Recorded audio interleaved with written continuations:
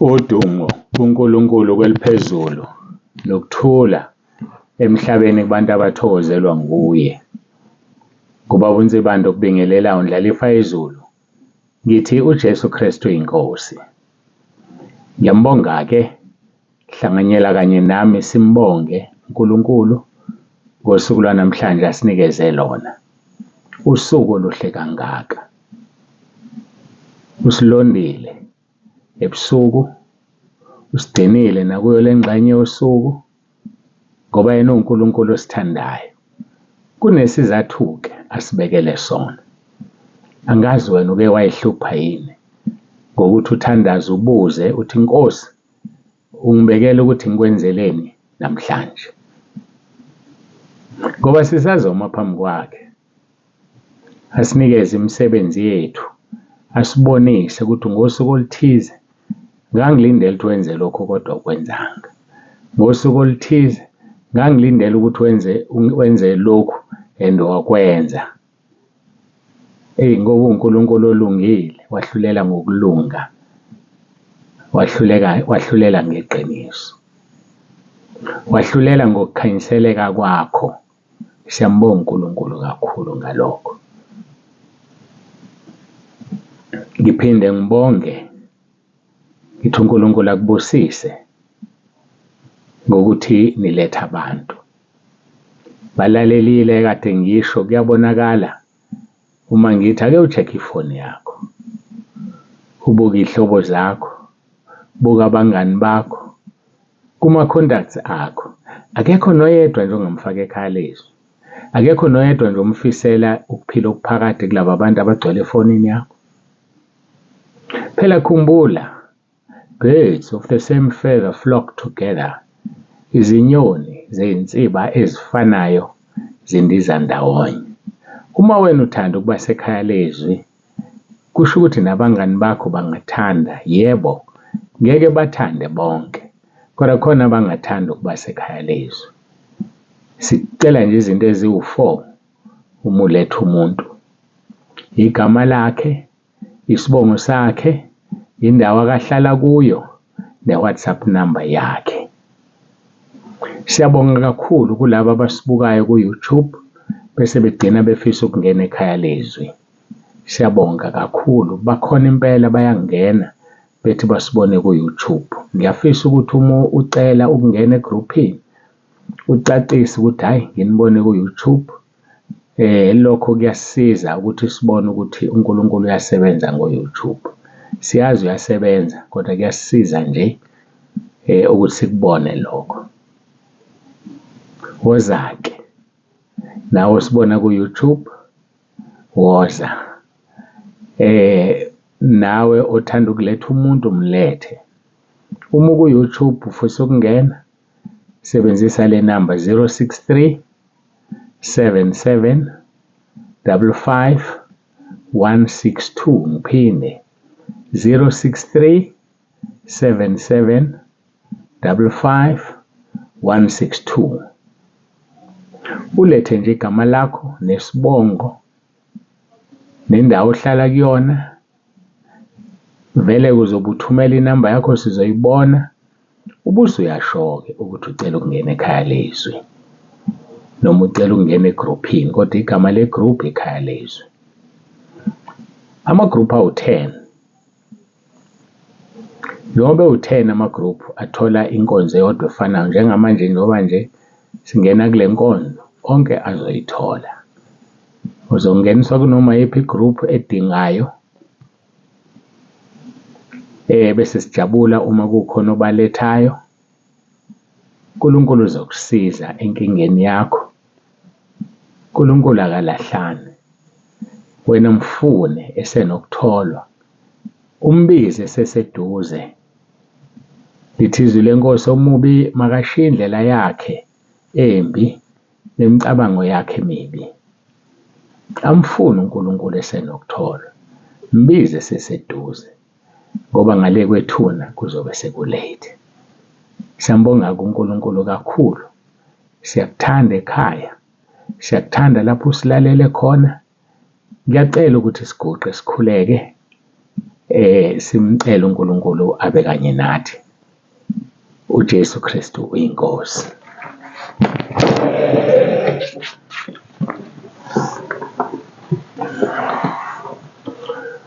Baba wethu ongcwele, uNkulunkulu wethu onomusa, siyabonga ngalesi sikhathi ukuba sibe kanye nawe. Ngiyacela-ke Nkosi ukuthi ube phakathi kwethu, ukhulume, uzambule. Ngiyakhuleka ngegama elinamandla leNkosi yethu uJesu Kristu ophilayo. Khuluma-ke Moya Ongcwele, silalele. uJesu Kristu uyinkosi. Amen.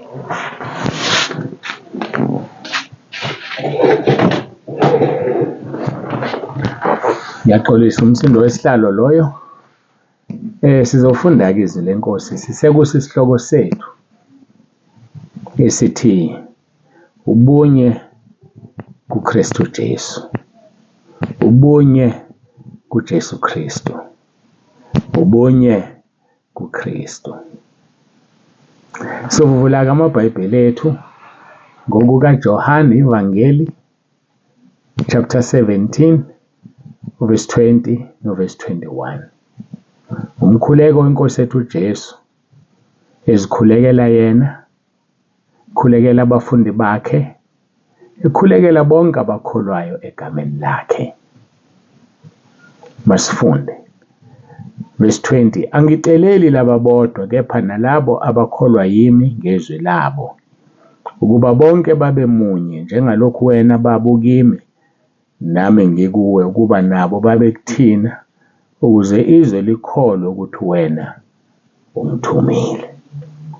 Sikhuluma ngobunye. Khona basebenzisa lesisho bathi divided we fall.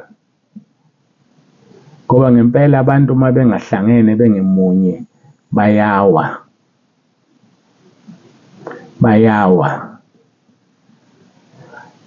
Kubiza ukuthi sibe yi-team. Kubiza ukuthi sibambisane sibe munye. Kubiza ukuthi sivume ukuthi singumzimba kaKristu. Kungakhathalisekile ukuthi ukuliphi ibandla. Kungakhathalisekile ukuthi ubani umholi wakho wasemhlabeni. Kodwa sinomalusi wethu osezulwini ozobuya ngelinye ilanga. Angabuya namhlanje, angabuya kusasa, angabuya noma yinini, abesebheka ukuthi izimvu zakhe ngiziphethe kahle yini. Angizenzini inkosi phezu komhlambi wakhe na? Ngiwuphethe ngendlela efanele yini? Ngiyisibonelo yini mina kulo mhlambi? Noma ngibathwesa imithwalo engihlulwe ukuyifula ngomunwe, ngibafaka emkhosini mina engakwazi ukungena kuyo. Kubiyenzeka leyo nto. Ngibe umholi, ngibe umfundisi, ibandla ligijime no 21 days, kanti umholi yena hayi uyidlela ukudla nje lapha kwakhe. Akufuneki lokho. Kufuneka sihole ngokuba yisibonelo. Uzobuya-ke umalusi omkhulu azobheka ukuthi sizeluse kahle izimvu zakhe. Mntakababa, uma uyimvu, phatheka, yeluseka, ungaliphazamisi ibandla likaNkulunkulu. Ungabi umuntu ongaphatheki, ungabi umuntu ongeluseki, umuntu obeke lakhe izwi ufuna lihlonishwe ngoba mhlawumbe nakhe enikela kakhulu, mhlawumbe nakho uyasatshwa nebhizinisi, nama-bodyguard, uyadubula yena. Thina sifundisiwe kuMatthew chapter 10 verse 28. Ningabesaba abantu ababulala umzimba bengenzi lutho emva kwalokho. Kodwa kufanele simesabe othi esebulele abe namandla okuphonsa esihogweni. Nangu kufanele simesabe. Odalile izulu nomhlaba, wasidala sonke. Sisaba yena-ke, hayi umuntu asemsabe. Ngisho ngabeka isibhamu la esiphongweni sami, uyiphula i-trigger ngenabe, uyangisiza ngekhaya ezulwini.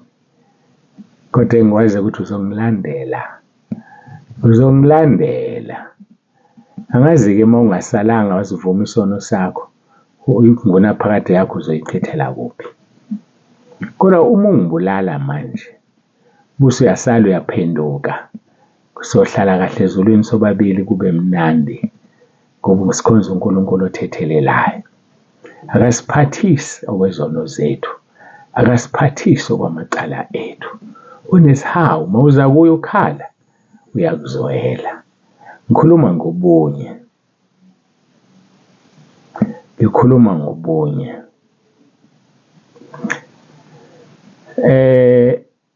Igama elithi team, i-team, T-E-A-M, siyi-team. Abanye-ke balihumusha ngale ndlela, team, together everyone achieves more. Team, together everyone achieves more. Sihlangene ilo naloyo uba namandla okwenza kangcono kunento angayenza yedwa. Uma sibambisene sinamandla ngamunye okwenza i-team iphumelele ngoba sibambisene. That is a team. Together everyone achieves more. Hayi asidluleke. Asiselapha encwadini kaPetru, ngiyasibona nesikhathi. Sisencwadini kaPetru chapter 1. Ngizoqala kuverse 6 bese siqhela-ke ku7 njengoba ngithembisile izolo. Kuthi uma uNkulunkulu esigcina sobheka uverse 7. Uthi-ke uverse 6, nasekwazini nelekela ukuzithiba. Nasekuzithibeni nelekela ukukhuthazela. Nasekukhuthazeleni nelekela ukumesaba uNkulunkulu. Sikhulumile-ke ngalokho. Uverse 7 uthi-ke, nasekumesabeni uNkulunkulu nelekela ukuthanda abazalwane. Nansi indaba. Abantu kanti bahlulwa ukuthanda abazalwane njengoba bamesaba uNkulunkulu. Umuntu othanda umzalwane uyamsaba uNkulunkulu. Ngake ngakhuluma ngelinye ilanga ngumfundisi owayengimemile le phansi egama lakhe enemvuselelo. Ngisakhumbula 2014 noma 2013. Emini-ke ngithi shwi edolobheni ePort Shepstone. Mangibuya khona engangiyokulungisa. Mangibuya ngifica kukhona ubhuti ongaphilile ekhanda esithi uhlanya. Uyadla ukudla okuhle la ekhaya. Uhlezi ebhentshini lakhe elihle. Hayi bese-ke ngimbingelele ngidlule. Bese ngihlambulula lo mfundisi uwumama. Athi baba uNsibande, lo muntu uyeka yonke imizi ezekima azocela ukudla. Uyanqaba ngimhlalise kosofa. Ngezinye isikhathi avuma ahlale. Ngiyamhlalisa kosofa bami engcolile njalo. Ngoba ngiyadlula kuye ngibona uNkulunkulu okuyena. Ngibona ngoba isidalwa sikaNkulunkulu. Elithi iBhayibheli abanye bangenisa ihambi. Abanye bawungenisa ingelosi bengazi bethi zihambi. Ngayibuka le nkonzo ayenzayo lo mama umfundisi. Ngabuka ukuthi uNkulunkulu uyambusisa futhi uzombusisa. Ngoba uJesu kubeke kwacaca athi ngangilambile awungiphanga ukudla, ngangomile awungiphuzisanga, ngangigula awungizange uzongibona. Bethi Nkosi wawukuphi na? Ethi lokho kwenze kwabancane ubukwenza kumina. Asiyeke ukucwasa abantu, asiyeke ukubanika amagama. Ake sibuke ubuNkulunkulu bukulo muntu. Yebo, umqondo wakhe awuphelele ngokuthi mhlambe amademoni upossessed, but uyisidalwa sikaNkulunkulu. Uzosinda kanjani uma umcwasa? Uzosinda kanjani uma umchithela kude? Mvulela izandla umnika uthando. Ngikhuluma mina ngothando lokuthanda abazalwane. Umzalwane akusiyena umuntu osikholwayo usindisiwe kuphela. Igama lomzalwane lifana nelomakhelwane. Uyamthanda umakhelwane wakho. Uyamthanda umuntu ophila naye emhlabeni. Uyamthanda umuntu ophefumulayo. Kufana nezilwane. Lwane ngelikaNkulunkulu. Yeka ukuhlukumeza iy'lwane, yeka ukushaya izinja, shaya amakati. uNkulunkulu akakuthandi lokho. Ziyakhala kuye, ufunda iHubo 104, qala ekuqaleni ugijime nalo. Uzozwa ukuthi uNkulunkulu uyakhuluma nazo, zicela kuye ukudla azinikeze. Akwehlike ezulwini, uyaxoxa athi hambe uyongena kwasibanibani ufike udla amaqanda uze usuthe. Hambe uyongena kwasibanibani ufike wenza ukuthi ukuze uthole ukudla. Qhamuke wena uyishaye. Uthini uNkulunkulu walesi silwane? Uthini uNkulunkulu wakho ngoba uyena osidalile sonke? Lithi lelizwi verse 7, nasekumesabeni uNkulunkulu ukuthanda abazalwane. Momsaba uNkulunkulu uzoyithanda into uNkulunkulu ayidalile, uzosithanda isilwane asidalile. Uma kuwukuthi ngandlela thize asifuneki lapha ekhaya, uzotshela yena, Nkosi ngisusele lesi silwane ngoba senza umonakalo nje kanje kanje. Uzosisusa futhi ngoba yena uyakwazi ukucommunicate naso, usidalile. Uyakwazi ukuxoxa naso.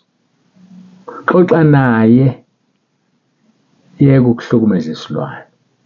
Yeka ukubulala isilwane ngesihluku. Khuluma nomnikazi waso. Khuluma nomnikazi wakho. Umbone kwenzela. Ngoba usazohlulelwa wena. Kunabantu abazosha esihogweni bashele ukuthi bahlukumeze iy'lwane, bahlukumeze iy'nkomo, bahlukumeze iy'mbongolo, babulala amakati, babulala izinja, babulala iy'nkukhu, babulala amatshwele ey'nkukhu. Kuningi nje. Yazi ushe njengombulali ngoba vele ubhulele. Bazalwane, ekumesabeni uNkulunkulu sizokwazi ukuthanda abazalwane. Ekumesabeni uNkulunkulu. Maqhubeka uverse 7 uthi nasekuthandeni abazalwane nelekela uthando. Angiyazi-ke lento. Yayizwa ukuthi iphindele emuva. Ekumesabeni uNkulunkulu. Qala lapho verse 6. Nasekwazini no verse 7. Nasekumesabeni uNkulunkulu welekela ukuthanda abazalwane. Ekuthandeni abazalwane ukhulisa uthando lwakho lokuthanda uNkulunkulu. Ngoba uya-understand, uyaqonda ukuthi kunoma yini edaliwe kunobuNkulunkulu kuyona. Noma ubani ophila uphefumulayo ufana nawe, enganisinga umfanekiso kaNkulunkulu. Iyaphela lento ukuthi usibanibani awumphiwe. Iyaphela lento ukuthi ube nomuntu omnyanyayo. Yakhumbula usafunda isikole, kuhlukumeza leya ngane nifunda nayo. Mhlambe ngoba kwakuhlushe kwakubo, ingakwazi ukugqoka kahle, gqoka izinto ezidabukile, uhlekisa ngayo wena. Uyakhumbula? Mhlambe yikho uhlupheka nje. Vuma lesi sono, uNkulunkulu akwenzela umusa. Mhlambe yikho izinto zakho zingahambi kahle ngoba wena uhleke abadala uNkulunkulu. Umkhumbula loya mkhulu wayegula, awangamnakekela, wakuthuma, wanqaba noma wahamba wangabuya, noma wadla imali yakhe ekuthumile, wadla ushintshi. Uzongena kuliphi izulu ungasivumile isono sakho? Ngiyabuza mina, uzongena kuliphi izulu na? Si-team, simunye. Together everyone achieves more. Uma siyi-team, siyi-team kaNkulunkulu. uNkulunkulu usibekile ukuba senze umsebenzi wakhe. Wena wenzani? Asibeni munye kuKristu. Asibeni munye emzimbeni kaKristu ukuze usebenze ngendlela efanele. Siyeke ukubandlululana, siyeke ukukhombana ngemino, siyeke ukuthi ileli abandla, ileli abandla. Akakaze asho yena ukuthi liphi ibandla lizongena ezulwini, ngoba alikho vele ibandla lizongena ezulwini. Kungena umuntu ohlanzwe ngegazi likaJesu ephuma ebandleni elithize. Noma ngabe ukuliphi ibandla, wena sindiswa, khonza uNkulunkulu, phila impilo engcwele, uvume izono zakho uzishiye uzongena ezulwini. Ngiyabonga. Ake sibambe la sidile noverse 7 kuphela. Sizobona uNkulunkulu usihlelelani kusasa uma sasigcinile. uJesu Kristu inkosi. Masithandaze.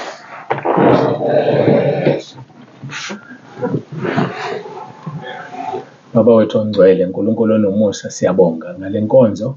Dumo lonke silinikeza wena. Mbusise yilona loyo olalelile wakunika ithuba lokuthi ukhulume nempilo yakhe. Ngiyathobeka nami Nkosi ukuthi usebenzise lo mzimba. Isize Nkosi ngathi sengishumayeza abanye ngisale ngaphandle. Isize Nkosi ngiwutube lo mzimba. Ngizelulele kokuphambili ngikhohlwe kungasemuva. Ngijonge emgomeni wokubizwa kwami kwasezulwini. Siyabonga uNkulunkulu wethu. Khulekela ikhaya lezwi. Bonke abantwana bakhe abasekhaya lezwi. Khulekela bonke abasentabeni endlu kaJehova. Ngiyacela Nkosi ukuba uwenze umsebenzi. Babiyele ubagcine ngezwi lakhe iHubo 125. Othe abakwethembayo bayofana nentaba yaseSiyoni yona engenakuzanyazanyiswa. Imile kuze kube phakade. Uverse 2 wakhona wathi njengokuba izintaba zaqe iJerusalema, kanjalo nawe uyabahaqa abantu bakho kuze kube phakade. Siyabonga. uJesu Kristu inkosi. Amen.